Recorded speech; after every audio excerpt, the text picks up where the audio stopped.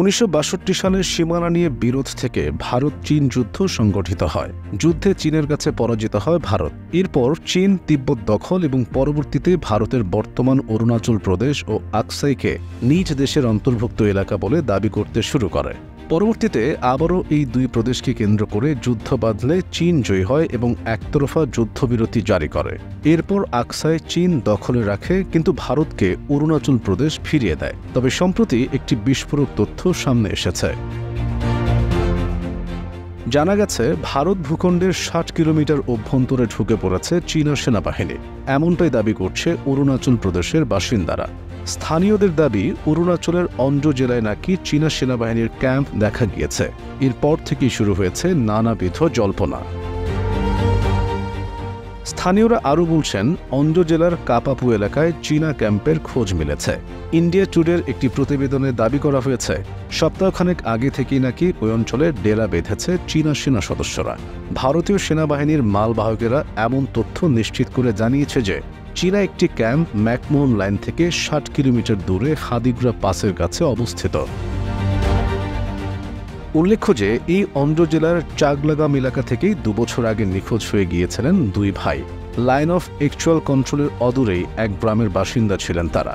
চীনা সীমান্তবর্তী অঞ্চলে ঔষধি গাছের খোঁজে গিয়ে হারিয়ে গিয়েছিলেন ওই দুজন। স্থানীয়দের দাবি ছিল, চীনের পিপলস লিবারেশন আর্মি পিএলএর হাতে বন্দী রয়েছেন তারা।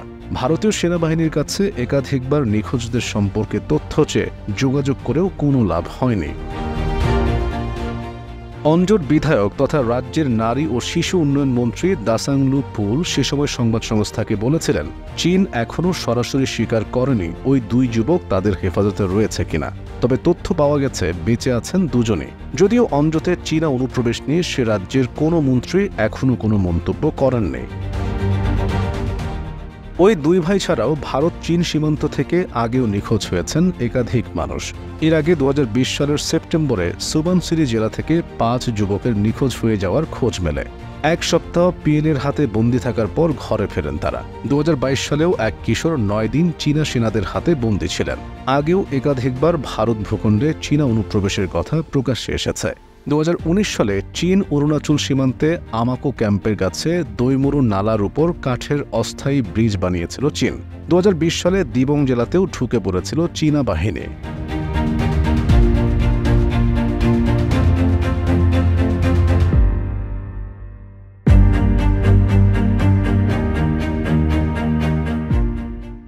গত 5 আগস্ট ছাত্র জনতার গণ অভ্যুত্থানের মুখে পদচ্যুত ও দেশ ত্যাগে বাধ্য হন শেখ হাসিনা।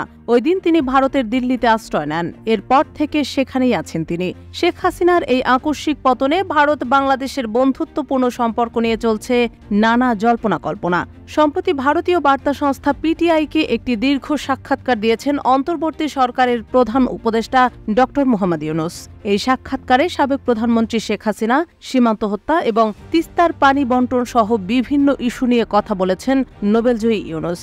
তবে পিটিআইকে দেওয়া সাক্ষাৎকারটি ভালোভাবে নেয়নি বলে ভারতীয় কয়েকটি সূত্র সংবাদ মাধ্যম হিন্দুস্তান টাইমসকে জানিয়েছেন। নাম প্রকাশে অনিচ্ছুক একটি সূত্র বলেছেন, এই সাক্ষাৎকারের কারণে জাতিসংঘের অধিবেশনের ফাঁকে ড. ইউনূস ও ভারতীয় প্রধানমন্ত্রী নরেন্দ্র মোদীর মধ্যে কোনো দ্বিপক্ষীয় বৈঠক নাও হতে পারে। হিন্দুস্তান টাইমস আরও জানিয়েছে, জাতিসংঘে মোদির সঙ্গে ড. ইউনূসের বৈঠকের আয়োজন করতে গত সপ্তাহে ভারতকে একটি প্রস্তাব দেয় বাংলাদেশ। এ নিয়ে এখনও ভারত থেকে কোনো আনুষ্ঠানিক জবাব আসেনি, কারণ নিউ ইয়র্কে মোদির দ্বিপক্ষীয় বৈঠকের বিষয়টি এখনও চূড়ান্ত করা হয়নি। অধ্যাপক ইউনূস পিটিআইকে দেওয়া সাক্ষাৎকারে বলেন, সাবেক প্রধানমন্ত্রী শেখ হাসিনা ভারতে বসে যেসব দিক নির্দেশনা দিচ্ছেন সেগুলো উচিত নয়। তিনি প্রত্যর্পণের অনুরোধ জানানোর আগ পর্যন্ত হাসিনাকে চুপ থাকার আহ্বান জানান। প্রধান উপদেষ্টা ইউনূস আরও বলেন, শেখ হাসিনাকে বাংলাদেশে ফিরিয়ে এনে সবার সামনে বিচার করা হবে। এছাড়া আওয়ামী লীগ ছাড়া অন্য রাজনৈতিক দলকে ভারত যে ইসলামিক দল মনে করে সেটিও ঠিক নয় বলে মন্তব্য করেন ড. ইউনূস। বাংলাদেশের অন্তর্বর্তীকালীন সরকারের প্রধান উপদেষ্টার এই মন্তব্যের বিষয়ে ভারতের পক্ষ থেকে এখন পর্যন্ত আনুষ্ঠানিক কোনো প্রতিক্রিয়া জানানো হয়নি। তবে ভারতীয় ওই কর্মকর্তারা বলেছেন, এ ধরনের মন্তব্য সুসম্পর্কের জন্য সহায়ক নয়।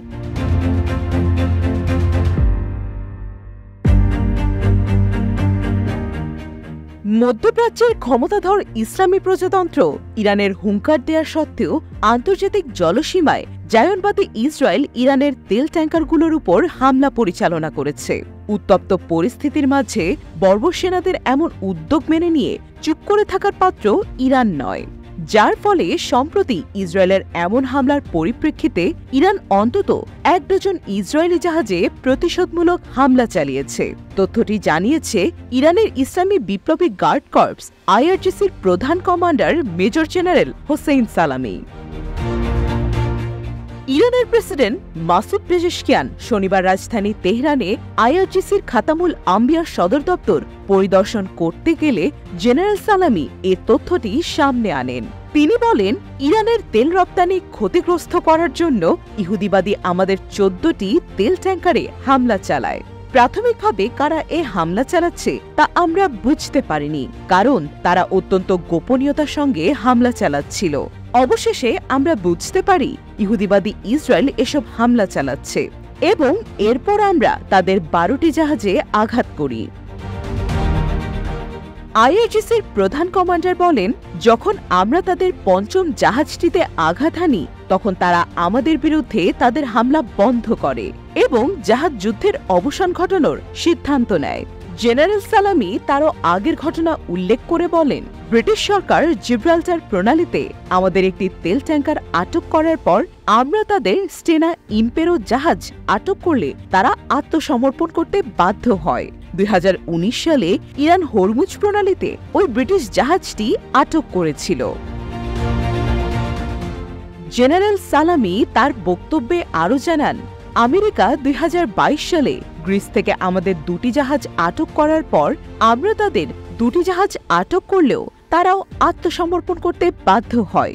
ইরানের এই সেনা কমান্ডার বলেন, শত্রুরা আগ্রাসী তৎপরতার সামনে নমনীয়তা দেখালে তারা পেয়ে বসে, কিন্তু পাল্টা পদক্ষেপ নিলে তারা হাত গুটিয়ে পালাতে বাধ্য হয়।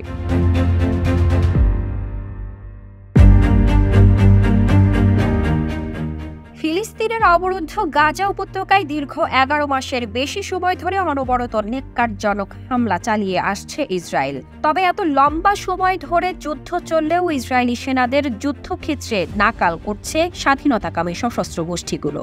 অধিকৃত পশ্চিম তীরে যুক্তরাষ্ট্রের সরবরাহকৃত আধুনিক সমরাস্ত্র সজ্জিত ইসরায়েলি বাহিনীর বিরুদ্ধে পাল্লা দিয়ে ধারাবাহিকভাবে প্রতিশোধমূলক যুদ্ধ চালিয়ে যাচ্ছে সেখানকার মুক্তিকামী সংগঠনগুলো। তবে তাদের ক্রমবর্ধমান কার্যক্রমের মধ্য দিয়ে সম্প্রতি শোরগোল উঠেছে যে কোথা থেকে এবং কিভাবে সংগঠনগুলো যুদ্ধক্ষেত্রের রসদ সংগ্রহ করছে। ইসরায়েলের অধিকৃত পশ্চিম তীরে মূলত দখলদার বাহিনীর কড়া সামরিক ও নিরাপত্তা ব্যবস্থার অধীনে রয়েছে, যেখানে ইসরায়েলি সামরিক বাহিনী ৭ শতাধিক চেকপয়েন্ট স্থাপন করেছে। যদিও ফিলিস্তিনি প্রতিরোধকারী গোষ্ঠীগুলো কখনো তাদের অস্ত্র ও সরঞ্জামের উৎস প্রকাশ করে না, তবে ইসরায়েলি মিডিয়া, সামরিক সূত্র এবং বিশেষজ্ঞদের প্রতিবেদনের মাধ্যমে কিছু তথ্য পাওয়া যায়। ফিলিস্তিনি সামরিক বিষয়ক বিশ্লেষক ইউসুফ আল শারকাভি মনে করেন, ইসরায়েলি দখলদারিত্বই পশ্চিম তীরে প্রতিরোধকারী গোষ্ঠীগুলোর অস্তিত্বের মূল কারণ। তার মতে, পশ্চিম তীরের অস্ত্রের বাজার মূলত উন্মুক্ত এবং সবচেয়ে গুরুত্বপূর্ণ বাজারটি সজ্জিত ইসরায়েলি সেনাবাহিনীর নিজস্ব অস্ত্র দিয়েই। ফিলিস্তিনি সশস্ত্র গোষ্ঠীগুলো বিভিন্ন উপায়ে দখলদার বাহিনীর সেসব অস্ত্র সংগ্রহ করে। ফিলিস্তিনি যোদ্ধারা পশ্চিম তীরে যেসব বিস্ফোরক ব্যবহার করে সে সম্পর্কেও কিছু তথ্য জানা যায়। ইসরায়েলি কর্তৃপক্ষ স্পষ্ট করেছে যে এসব বিস্ফোরক তৈরির কাঁচা মাল খোলা বাজারে পাওয়া যায় এবং তা প্রস্তুত করার পদ্ধতিও ইন্টারনেটে সহজলভ্য। অস্ত্র সংগ্রহ এবং সামরিক সরঞ্জাম তৈরিতে প্রতিরোধকারী গোষ্ঠীগুলোর দক্ষতা তাদের লড়াইয়ে উল্লেখযোগ্য ভূমিকা পালন করে, যা ইসরায়েলি দখলদারিত্বের বিরুদ্ধে তাদের প্রতিরোধকে আরও শক্তিশালী করে তুলেছে। বিভিন্ন বিশ্লেষকদের মতে, ফিলিস্তিনে ইসরায়েলি দখলের ৭৬ বছর এবং পশ্চিম তীর দখলের ৫৬ বছর পর ফিলিস্তিনি গোষ্ঠীগুলো এমন অভিজ্ঞতা অর্জন করেছে যে তারা ইসরায়েলি সামরিক বাহিনীর কাছ থেকে অস্ত্র ও সামরিক সরঞ্জাম সংগ্রহ করতে সক্ষম হয়েছে, আর এ কারণেই তাদের অস্ত্রের উৎস প্রকাশ করতে হয় না।